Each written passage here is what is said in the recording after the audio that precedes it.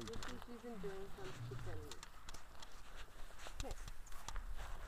Now the big boy that's lying there underneath the tree with the other females, his name is Ramstein. Now Ramstein is 7 years old. A bad boy needs a bad name. So he's 7 years old and he's got 4 beautiful white females with him, and they are 6 years old. Now the babies just there saw come from this pride only. The front pride, those females are on contraceptives, so they can't give us babies yet. The contraceptives is going to work out in a month or so, and then only they can supply us babies. Okay. The reason why we put those females on contraceptives is also for the research purposes, and all 4 of them gave us babies at the same time. There was a lot of babies to look after. We still have those babies. We didn't find any houses for them, so they are at the walking lines on this stage. Okay. Now with these guys, you can see they have a lot of chicken inside of their enclosure. Now what we do is we feed them only once a week. That will be a whole cow, a whole horse, a whole donkey.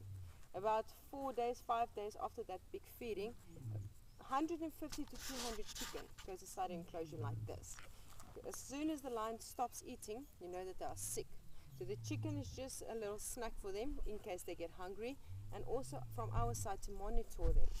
As soon as the lion stops eating, you have to dart them, you have to see what's going on, why isn't he eating and why is he sick.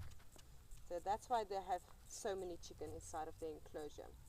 They'll leave that chicken say for another day or 2 before they eat again. That's what the lions do. They eat their food, they leave it, they eat it, they leave it. So they don't care about old food.